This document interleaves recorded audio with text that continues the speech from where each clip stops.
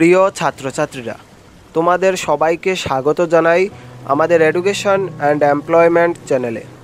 তোমরা যারা এবছর ত্রিপুরা ইউনিভার্সিটির আন্ডারে প্রথম সেমিস্টারে হিস্ট্রি মেজর নিয়ে পড়াশোনা করছো, আজকের ক্লাসটি তোমাদের জন্য খুবই গুরুত্বপূর্ণ হতে যাচ্ছে। কেননা আজকের এই ক্লাসে আমি তোমাদের হিস্ট্রি পেপার 1-এর একটি ভিডিও বানিয়ে দিয়েছি। পেপার 2 এর প্রথম ইউনিটের মধ্যে রয়েছে importance of archaeological sources of ancient Indian history, অর্থাৎ প্রাচীন ভারতীয় ইতিহাসের প্রত্নতাত্ত্বিক উৎসের গুরুত্ব। তোমাদের প্রথম ইউনিটে এই টপিকটা রয়েছে। আজকের এই ক্লাসে আমি তোমাদের 12 মার্কের উত্তরটা দিয়ে দেব এই বিষয়ের উপর। তোমরা যদি আমাদের চ্যানেলে নতুন হয়ে থাকো, চ্যানেলটি এক্ষুনি সাবস্ক্রাইব করে নাও, কেননা আমরা এই চ্যানেলের মাধ্যমে শিক্ষা সম্পর্কিত বিভিন্ন তথ্য, স্কুল কলেজের নোট এবং বিভিন্ন চাকরি সংক্রান্ত পরীক্ষার প্রিপারেশন করিয়ে থাকি। তোমাদের আজকের এই ক্লাসের কোয়েকশনটি হচ্ছে importance of archaeological sources of ancient Indian history, প্রাচীন ভারতীয় ইতিহাসের প্রত্নতাত্ত্বিক উৎসের গুরুত্ব। 12 মার্কের উত্তরটা আমি এই ক্লাসে তোমাদেরকে দিয়ে দেব, তোমরা উত্তরটা দেখো। তোমাদের প্রথম রয়েছে ভূমিকা। খনন কার্যের ফলে মাটির তলা থেকে যে সকল প্রাচীন সভ্যতার নিদর্শন অর্থাৎ মুদ্রা, লিপি, যুদ্ধ যন্ত্রপাতি, অস্ত্রশস্ত্র পাওয়া যায় তাদের প্রত্নতাত্ত্বিক নিদর্শন বলে। যেমন অশোকের শিলালিপি, জুনাগড় শিলালিপি, এলাহাবাদ প্রশস্তি, প্রাচীনকালের মুদ্রা ইত্যাদি।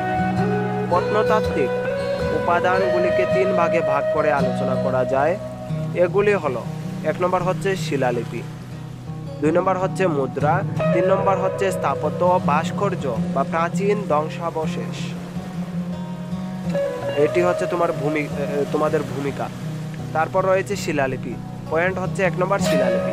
পাথর, তামা, লোহা, ব্রোঞ্জ প্রভৃতির উপর খোদাই করা লিপি থেকে তৎকালীন রাজনৈতিক, অর্থনৈতিক ও ধর্মীয় জীবনযাত্রার পরিচয় পাওয়া যায়। সেই জন্য শিলালিপিগুলিকে ইতিহাসের জীবন্ত দলিল বলা হয়। সময়ের পরিবর্তনের সঙ্গে সঙ্গে সাহিত্যের ভাষা ও বক্তব্যের পরিবর্তন ঘটলে ও শিলালিপি সব সময় অপরিবর্তিত থাকে বা তথ্য বিকৃতি হওয়ার সম্ভাবনা থাকে না।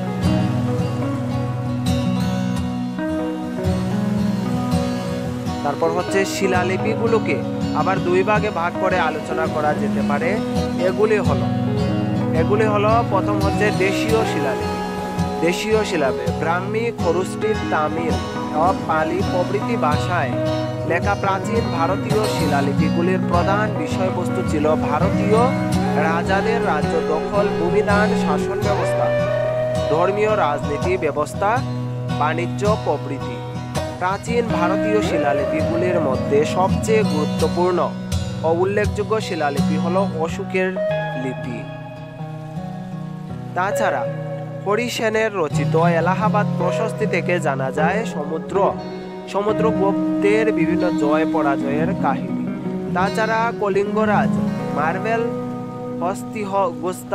হস্তিগুস্তা লিপি, প্রতিহার, রাজভুজ, গোয়ালিয়র প্রশস্তি প্রভৃতি উল্লেখযোগ্য ঐতিহাসিক। ভিনগ্যান্ট, কুয়েত, রমেশচন্দ্র মজুমদার প্রমুখ ইতিহাসের উপাদান হিসেবে শিলালিপিকে প্রথম স্থানে রেখেছেন। তারপরে হচ্ছে বিদেশি লিপি। এশিয়ার মাইনর, কম্বোডিয়া, ব্রিজ ও পারস্য প্রভৃতি বৈদেশিক অঞ্চলগুলি থেকে পাওয়া লিপিগুলি থেকে এইসব অঞ্চলগুলির সঙ্গে প্রাচীন ভারতের সাংস্কৃতিক ও বাণিজ্যিক সম্পর্কের ইতিহাস জানা যায়। তারপর রয়েছে তোমাদের 2 নম্বর পয়েন্ট রয়েছে মুদ্রা।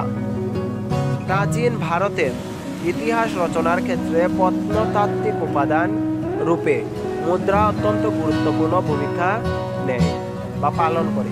অধ্যাপক রণবীর চক্রবর্তীর মতে রাজনৈতিক ও অর্থনৈতিক ইতিহাস ছাড়াও প্রাচীন আমলের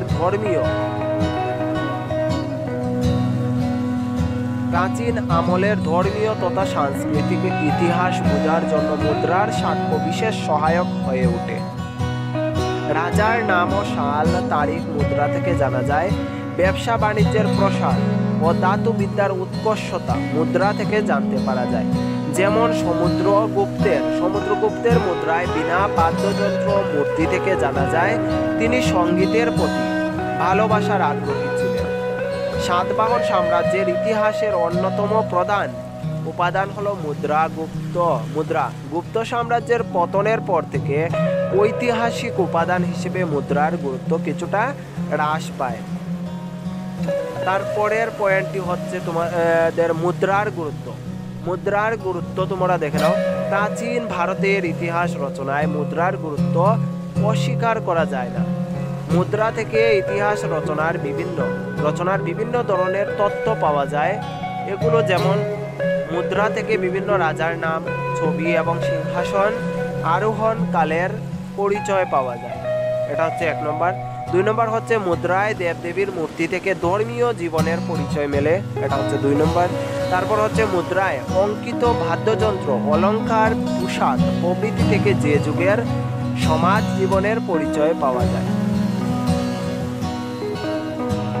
তারপরে 3 নম্বর পয়েন্ট হচ্ছে স্থাপত্য ও ভাস্কর্য প্রাচীন ভারতীয় ইতিহাসের উপাদান হিসেবে অত্যন্ত গুরুত্বপূর্ণ। এর মাধ্যমে দেশের সভ্যতা ও সাংস্কৃতিক মান সম্পর্কে জানা যায়। মাটির তলা থেকে পাওয়া মেয়েদের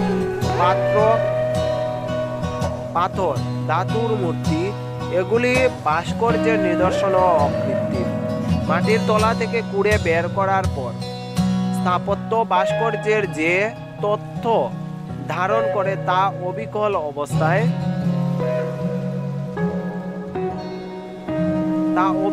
অবস্থায় ঐতিহাসিকদের হাতে আসে। এর ফলে ইতিহাসের নতুন নতুন দিগন্ত উন্মোচিত হয়। তারপরের পয়েন্ট হচ্ছে উল্লেখযোগ্য